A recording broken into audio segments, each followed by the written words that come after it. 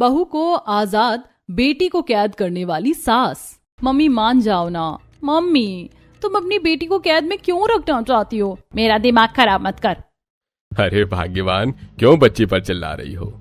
पापा, मुझे अपने दोस्तों के साथ पिक्चर देखने जाना है। मम्मी मुझे मना कर रही हैं। रात के 8 बजे जाना चाहती है। 8 बजे घर से जाने का नहीं, आने का टाइम है। मम्मी, रात में तो पिक्चर देखने का मजा आता है। मम्मी, अगर रात की दिक्कत है तो मैं प्रीति को छोड़ भी आऊंगा और वापस भी ले आऊंगा। नहीं भैया, मैं इतनी बड़ी हो गई हूँ कि अकेले आ जा सकती हूँ। मम्मी जाने दो ना, वरना टिकट के पैसे बर्बाद हो जाएंगे। पिक्चर के टिकट हैं, एरोप्लेन के नहीं। इस टिकट से अरुण चला जाएगा पिक्चर देखने।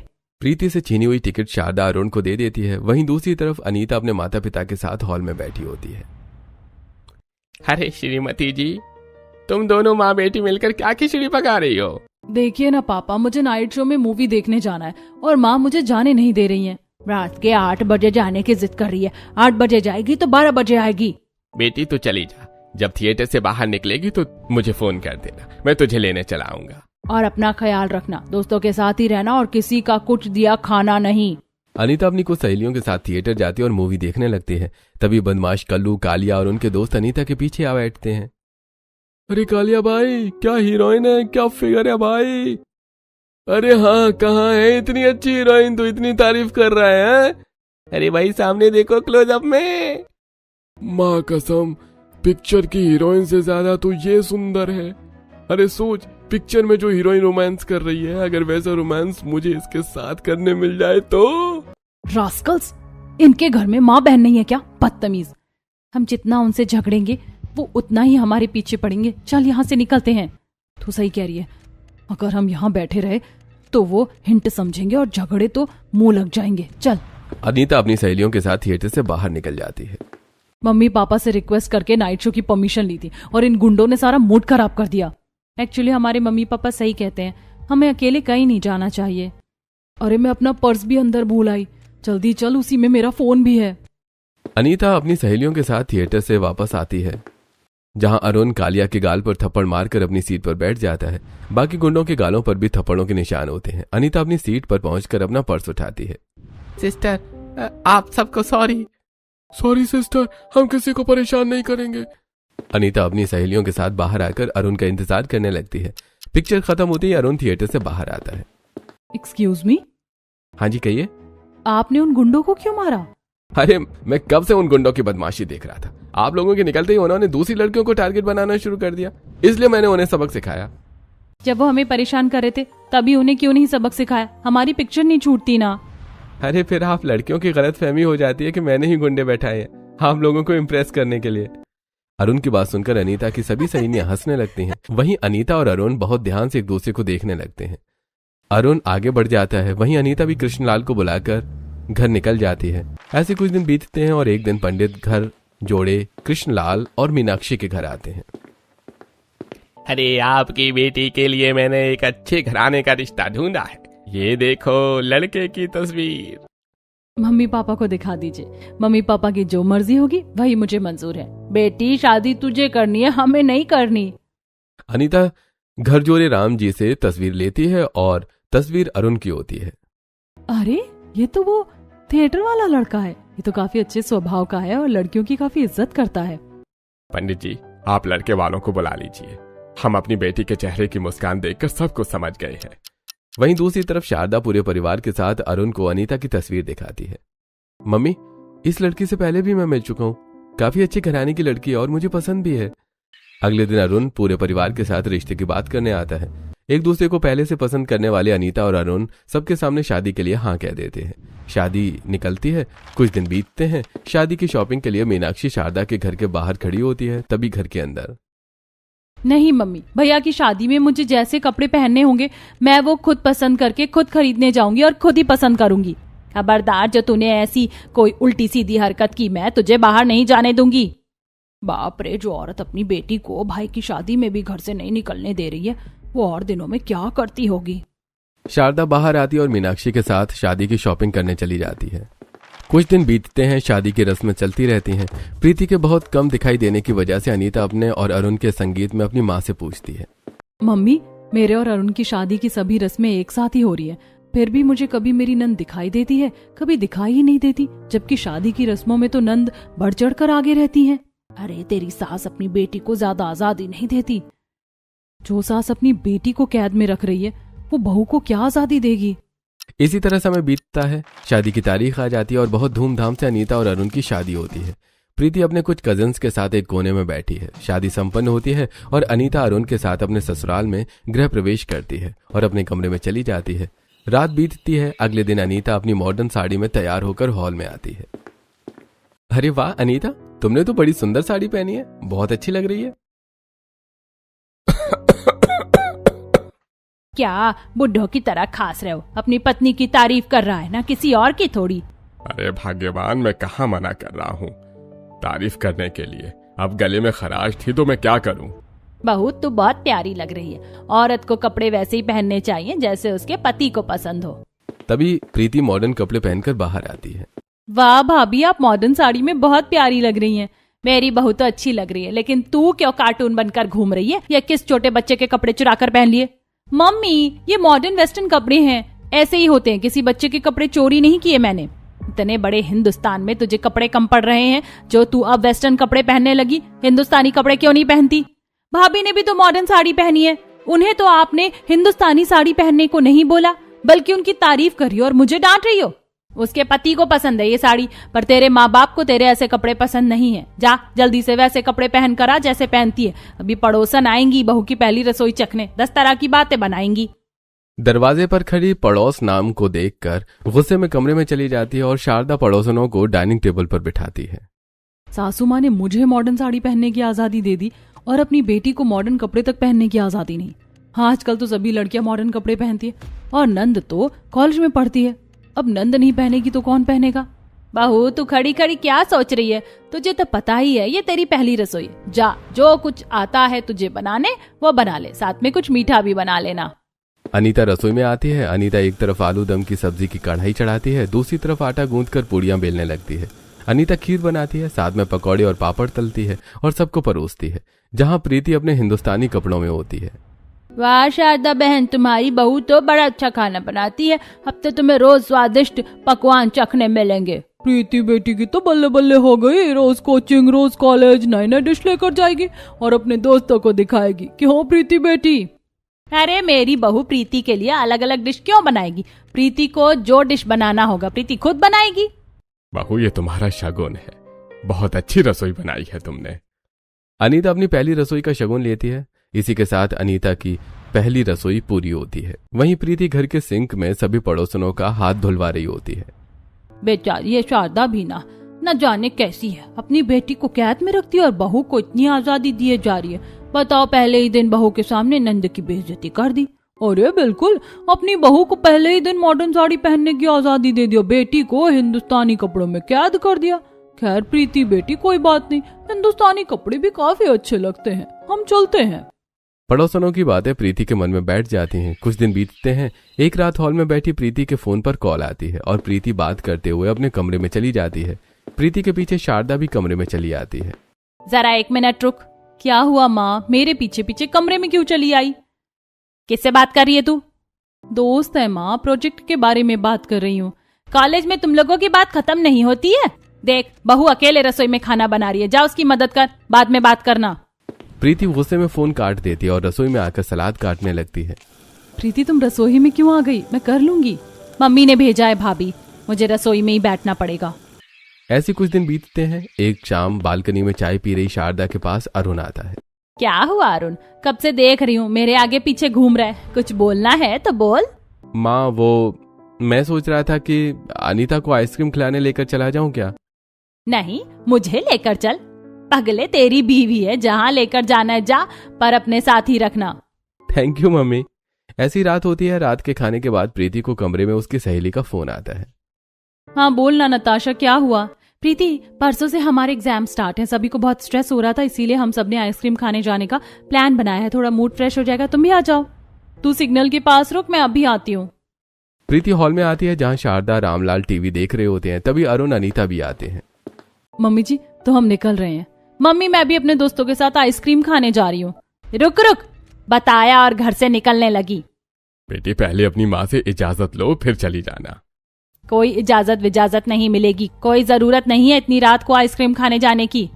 मम्मी परसों एग्जाम है, उसी का स्ट्रेस कम करने मेरी सभी सहेलियों ने आइसक्रीम खाने का प्लान बनाया है और मैंने हाँ भी कह दिया है।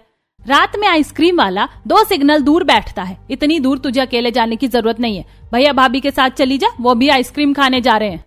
मम्मी मुझे अपनी सहेलियों के साथ आइसक्रीम खाने जाना है, मैं भैया भाभी के साथ नहीं जाऊंगी। मम्मी जी प्रीति की बात सही है, उसे जाने दीजिए, चली जाओ प्रीति। बाहू, जब मैंने प्रीति को मना कर दिया है तो तू कौन होती है उसे ये कहने वाली कि चली जा। अरुण बिना कुछ कहे अनीता को लेकर आइसक्रीम खाने निकल जाता है। वहीं प्रीति अपने कमरे में आकर फोन स्विच ऑफ कर देती है। मम्मी से ज्यादा अच्छी सास है, अपनी बहू को इतनी आजादी देती है और बेटी को कैद करके रखती हैं। ऐसे कुछ दिन बीतते हैं। एक दोपहर अनीता और प्रीति साथ में शारदा के कमरे में आती हैं। भाभी, आप भी मम्मी से कुछ पूछने आई हो क्या?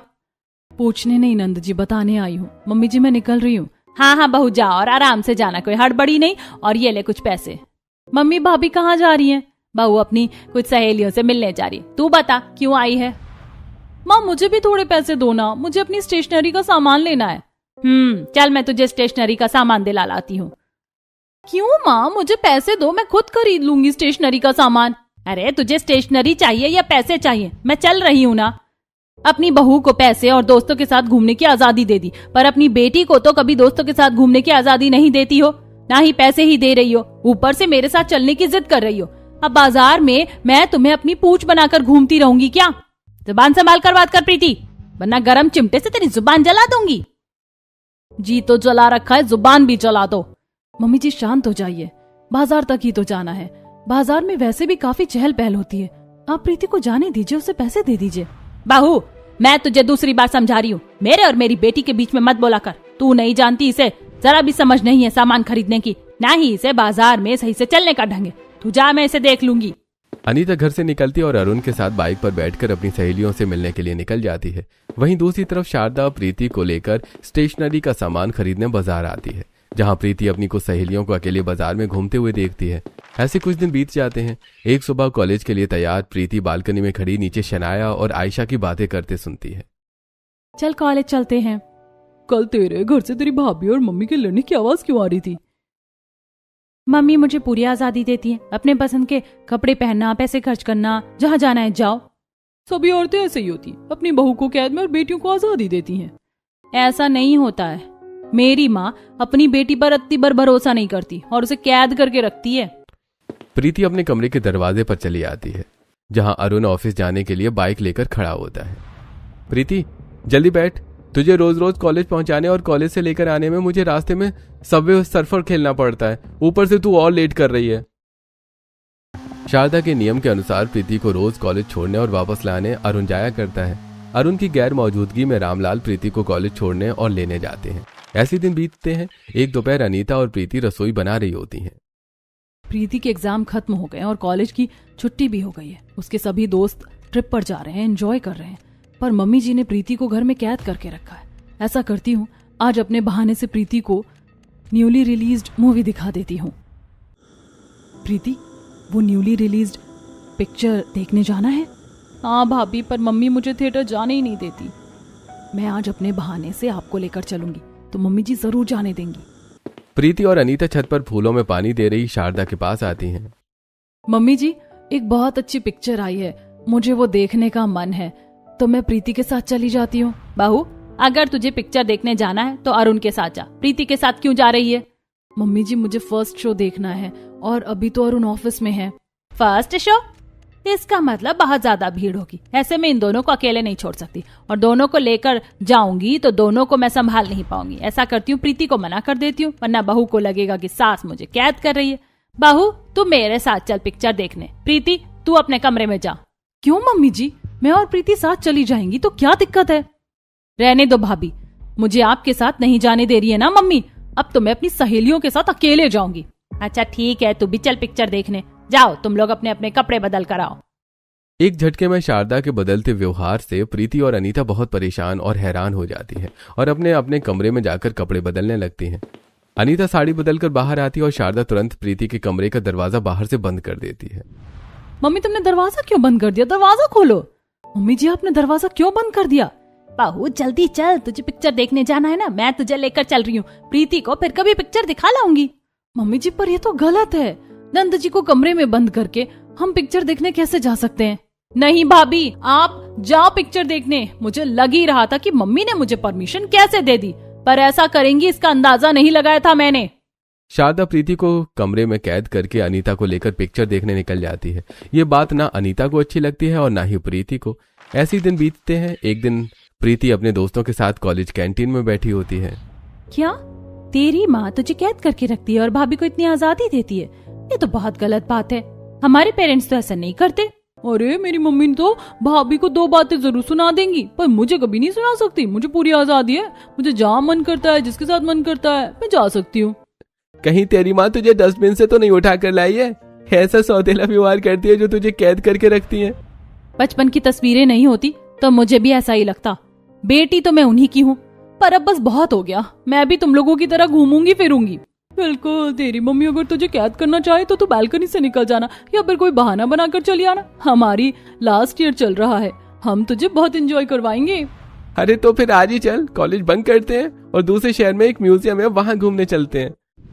हाँ चल, पर कॉलेज की छुट्टी होने के आधे घंटे पहले चले आना, क्योंकि भैया आ जाएंगे मुझे लेने। प्रीति अपने कॉलेज के सीनियर दोस्तों के साथ कॉलेज बंक करके दूसरे शहर के म्यूजियम चली जाती है। पूरा दिन घूमने के बाद प्रीति शाम को कॉलेज पहुंच जाती है और अरुण प्रीति को लेकर घर चला आता है। ऐसे ही रात होती है। आज मैंने कितनी मस्ती की और मम्मी को जरा सी भी भनक नहीं लगी। अब तो मैं रोज ऐसे ही मस्ती करूंगी। ऐसे ही आज से प्रीति कॉलेज बंक करके अपने दोस्तों के साथ घूमने लगती है और ऐसे ही एक शाम प्रीति को घर पहुंचते हुए 8 बज जाते हैं। आज तू 8 बजे के बाद घर आ रही है क्यों? वो माँ, मैं कॉलेज से सीधे कोचिंग चली गई थी ना, इसीलिए। झूठ मत बोल। तेरी कॉलेज से तू 3 बजे निकलती है और 6 बजे तक तेरी कोचिंग कंप्लीट हो जाती। उसके बाद 2 घंटे कहाँ थी तू? माँ, आज कोचिंग की एक्स्ट्रा क्लास थी ना, और सर ने कहा है कि ऐसी एक्स्ट्रा क्लास होती रहेगी। रुक, तेरे सर से मैं बात करती हूँ। ऐसे कैसे रात के 8-8 बजे तक क्लास करवाते हैं? अरे भाग्यवान, अब जब समय होगा तभी ना क्लास करवाएंगे। हाँ माँ, तुम्हें बात करनी है तो कर लो, मेरे फोन में सर का नंबर है। शारदा अपने फोन से प्रीति के सर के नंबर पर फोन करती है और फोन राहुल को लगता है। राहुल शारदा से प्रीति का सर बनकर बात करता है। अच्छा ठीक है सर, अब आप कह रहे हैं कि प्रीति साथ वाले बैच में अच्छा कर रही है, तो ठीक है सर, उसे 15 मिनट पहले छोड़ दिया करिए ताकि वो 8 बजे से पहले घर पहुंच जाए। आज टेम्पोलिन पार्क में मस्ती करते हुए मैंने ज्यादा ही देर कर दी। अच्छा हुआ राहुल ने मुझे पहले ही आइडिया दे दिया था कि मेरा नंबर सर के नाम से सेव कर ले, और बहाना भी बता दिया। मैं तो बच गई। ऐसे कुछ दिन बीतते हैं। एक शाम प्रीति अपने दोस्तों से बातें करते हुए बाथरूम में आ जाती है और बाथरूम का नल चालू कर देती है। प्रीति की खोज खबर लेने शारदा कमरे में आती है। प्रीति कहाँ है? क्या कर रही है बाथरूम में? गरबा खेल रही हूँ माँ, आ जाओ, बड़ा मजा आएगा। बहुत उल्टा जवाब देती है तू, सीधे से कह नहीं सकती बाथरूम में हूँ। तुम्हें पता है कि मैं बाथरूम में हूँ, नहा रही हूँ, तो क्यों पूछ रही हो? अब जाओ यहाँ से। हाँ ठीक है, जा रही हूँ। वाह काजल, क्या आइडिया दिया तूने। पानी गिरने की आवाज में तो मेरे फोन से बात करने की आवाज मम्मी को आई नहीं। अब तो मैं ऐसे ही अपनी सहेलियों से बात करूंगी, वरना मम्मी तो मुझे किसी से बात ही नहीं करने देती है। ऐसे कुछ दिन बीतते हैं। एक रात 12 बजे प्रीति को काजल का फोन आता है। प्रीति, हम सभी नाइट आउट पर जा रहे हैं, तेरे घर के बाहर आते हैं, तू जल्दी बाहर आ। अरे पर इतनी रात को मैं बाहर कैसे आऊँ? मम्मी ने तो गेट पर ताला मारा होगा। अरे बुद्धू, नाइट आउट में दरवाजे से कौन आता है? बालकनी से कूद कर आ और थोड़े पैसे भी ले लेना। पैसे? ठीक है, तुम लोग रुको, मैं थोड़ी देर में पैसे लेकर बालकनी से उतरती हूँ। प्रीति चुपके से शारदा के कमरे में आती है और शारदा के पर्स से कुछ पैसे निकाल लेती है और फिर अपनी बालकनी में आकर अपने दोस्तों की मदद से नीचे उतरकर शहर से दूर एक नाइट रेस्टोरेंट में नाइट आउट पर आती है। Thank you so much. मैंने जिंदगी में पहली बार नाइट लाइफ एंजॉय की है, वो भी सिर्फ तुम लोगों की वजह से। रात में घूमना, रेस्टोरेंट में खाना, कितना मजेदार है। मजेदार है तभी तो तुझे लेकर आए। देख, गाड़ी राहुल की है, आने जाने का पेट्रोल मैंने और काजल ने भरवा दिया। अब हमारे खाने पीने का बिल तू भर दे। हाँ हाँ, क्यों नहीं। अब जरूरत पड़ने पर पैसे मांगने की जगह प्रीति कभी शारदा तो कभी रामलाल तो कभी अरुण के पर्स से पैसे निकालने लगती है और रात में बालकनी से उतरकर घूमने चली जाया करती है। ऐसे ही एक शाम, अनीता, तुमने मेरे पर्स से पैसे निकाले हैं क्या? मैं क्यों पैसे निकालूंगी, मुझे तो मम्मी जी बिना मांगे पैसे दे देती हैं। अरुण, तेरे भी पर्स से पैसे कम हो रहे हैं क्या? क्योंकि मेरे पर्स से भी पैसे कुछ कम लग रहे हैं मुझे लगा कि मेरे गिनने में गलती हो रही है, पर मेरे बटुए से भी कुछ पैसे कम हुए हैं। क्यों रे प्रीति, तेरे तो पैसे कम नहीं हो रहे होंगे, हम सबके पैसे कम कैसे हो रहे हैं? तुम मुझसे क्यों पूछ रही हो मम्मी? मैं क्या तुम्हें चोर लगती हूँ? क्या पता, तू पैसे निकाल लेती हो। तुम मुझे कहाँ जाने देती हो कि मैं तुम्हारे पैसे निकाल कर खर्च करूंगी? कॉलेज भैया पहुंचाने जाते हैं, भैया लेकर आते हैं, कहीं जाना होता है तो तुम मेरी पूंछ बनकर पीछे पीछे जाती हो। माँ, तुम भी क्या प्रीति पर शक कर रही हो? अब हम सभी अपने अपने पैसे गिनकर रखेंगे। मम्मी, अपनी बहू को आजादी और मुझे कैद में रखने की तुम्हारी आदत को ही मैंने अपनी ताकत बना लिया है। अब तुम चाह कर भी मुझ पर शक नहीं कर सकती। ऐसे कुछ दिन बीतते हैं। एक शाम प्रीति रसोई में अनीता के साथ काम कर रही शारदा के पास आती है। मम्मी, आज मेरे एक दोस्त का बर्थडे है, मैं उसके बर्थडे में चली जाऊं? मम्मी जी, आज प्रीति को कैद मत कीजिएगा, उसके दोस्त का बर्थडे है, उसे जाने दीजिए। ठीक है, भैया के साथ चली जाना और वहां से निकलने से पहले भैया को बुला लेना और 8 बजे से पहले चली आना, समझी? मम्मी, मैं भैया के साथ चली भी जाऊंगी, पर 8 बजे कैसे? 12 बजे तो पार्टी शुरू होगी। रात के 12 बजे? रात के 12 बजे कौन सी बर्थडे पार्टी शुरू होती है? मम्मी, रात के 12 बजे ही तो नेक्स्ट डे स्टार्ट होता है, तभी ना वो बर्थडे मनाएगा। तो फिर कल चली जाना, कोई जरूरत नहीं है तुझे कहीं जाने की। चल कमरे में, पता नहीं कहाँ से ये सब उल्टी पुल्टी चीजें सीख कर आती है। शारदा की इस तरह बेइज्जती करने पर प्रीति गुस्से में आग बबूला होकर अपने कमरे में चली जाती है। ऐसी रात के 12 बजे पूरा घर सो रहा होता है, तभी शारदा चुपचाप उठकर प्रीति के कमरे का दरवाजा खोलती है, जहां प्रीति चादर ओढ़कर सो रही होती है। मुझे तो लगा था कि प्रीति हमारे पैसे चुराकर रात में घर से भाग रही है, पर ये तो यहाँ सो रही है। इसका मतलब मेरा शक गलत है। वैसे मैंने प्रीति को कुछ ज्यादा ही डांट दिया, कल इसे अपने डर का कारण बता दूंगी। शारदा वापस आकर अपने कमरे में सो जाती है। ऐसी रात के 2 बजे रामलाल के फोन पर फोन आता है। ए जी, आपका फोन आ रहा है। हेलो जी, कौन बोल रहा है? जी, मैं आपके एरिया के इंस्पेक्टर आशुतोष हूँ, जल्दी पुलिस स्टेशन आइए, आपकी बेटी रेड में पकड़ी गई है। क्या? प्रीति रेड में पकड़ी गई है? इंस्पेक्टर, हम अभी आ रहे हैं। क्या? प्रीति पुलिस स्टेशन में? अरे पर वो तो कमरे में सो रही थी। शारदा और रामलाल की तेज आवाज से अरुण और अनीता भी उठ जाते हैं। सभी प्रीति के कमरे में आकर चादर हटाते हैं, जहां प्रीति की जगह तकिया होता है। ए जी, पुलिस स्टेशन चलिए, आज तो मैं इस लड़की की खाल पुलिस स्टेशन में उधेड़ दूंगी।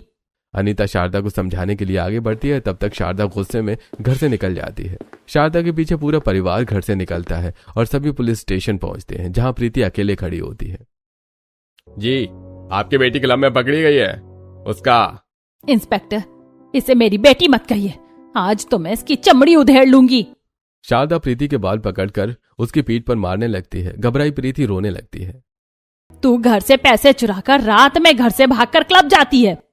यह हाथापाई अपने घर पर जाकर कीजिएगा, यहाँ साइन कीजिए और अपनी बेटी को लेकर जाइए। माँ, शांत हो जाओ, हम घर चलकर प्रीति से बात करेंगे। रामलाल पुलिस रिकॉर्ड में साइन करता है, फिर सभी प्रीति को लेकर घर चले जाते हैं।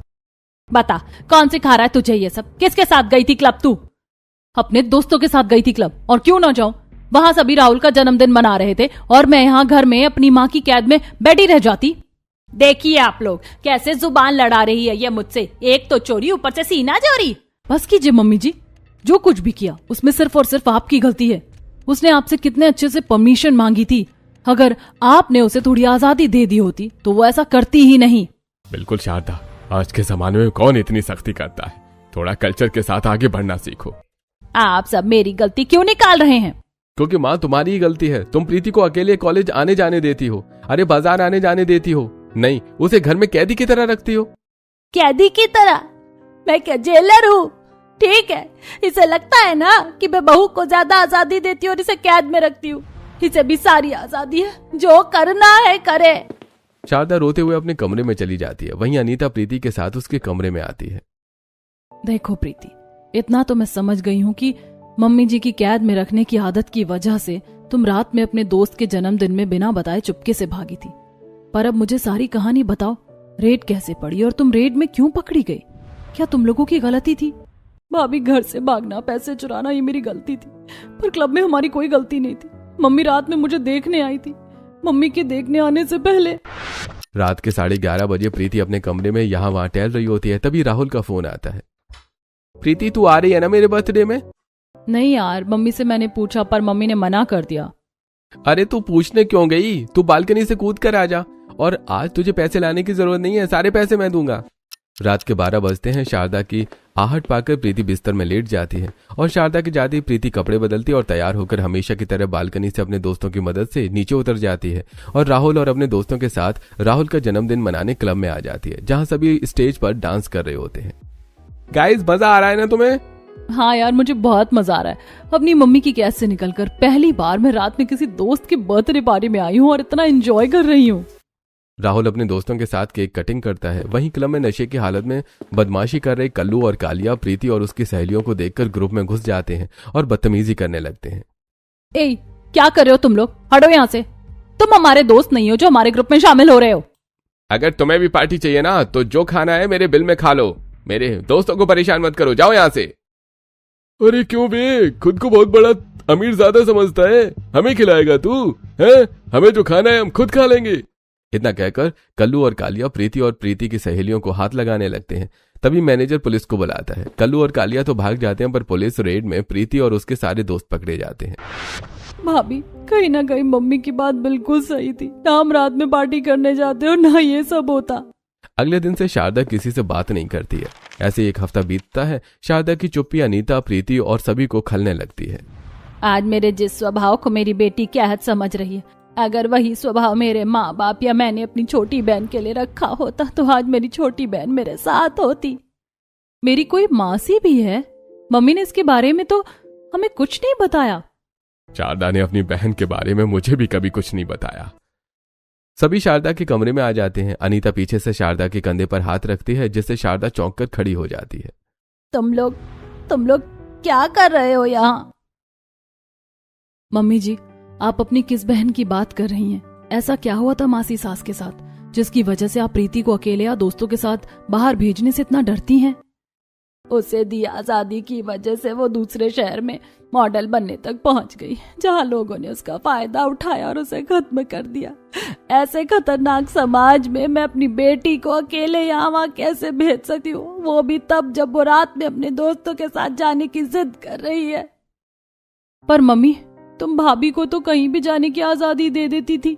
वो इसलिए क्योंकि बहू कहीं भी जाती है तो अरुण के साथ जाती है या मेरे साथ जाती है, पर तू अपने दोस्तों के साथ अकेले जाने की जिद किया करती है और मैं नहीं चाहती कि मेरी इकलौती बेटी को कुछ हो जाए। मम्मी, तुमने मुझे सारी बातें पहले क्यों नहीं बताई? मुझे माफ कर दो, मैं तुम्हारे सख्त स्वभाव के पीछे छुपे प्यार को समझ ही नहीं पाई। अब मैं आप जैसा कहोगे वैसे ही रहूंगी। मम्मी जी, ये सारी गलतफहमी और गड़बड़ सिर्फ आपके गलत तरीके से हुई है। मैं ये नहीं कहती कि आपकी सोच गलत है, गलत आपका तरीका है। प्रीति ने झूठ बोलना शुरू किया क्योंकि आपने उसे सख्ती दिखाई। एक स्ट्रिक्ट पेरेंट सबसे बेस्ट लायर को जन्म देते हैं और आपने भी वही किया। बहू, तू ही बता मुझे क्या करना चाहिए था। मम्मी जी, आज के समय में बच्चों को डांट कर रखना यानी कि स्प्रिंग को दबाए रखना। इससे अच्छा है कि बच्चों को अपनी मंजूरी और नामंजूरी की वजह बताएं। उन्हें घर की चार दीवारी में कैद करके बचाए रखने से अच्छा है उन्हें खुले आसमान में भेजे, जहां वो सही गलत की पहचान करें, सही इंसान और गलत इंसान के बीच का फर्क समझें, क्योंकि हर वक्त तो हम उनके साथ नहीं रह सकते, जैसे आप अपनी बहन के साथ नहीं थी। अनीता की बात शारदा सहित पूरे परिवार को समझ आती है। अगले ही दिन शारदा प्रीति को चार दीवारी में रखने की जगह कराटे क्लास ज्वाइन कराती है। अनीता प्रीति को पेपर स्प्रे गिफ्ट करती है और अब प्रीति सहित अनीता को भी अकेले घर से बाहर निकलने की मंजूरी मिलती है।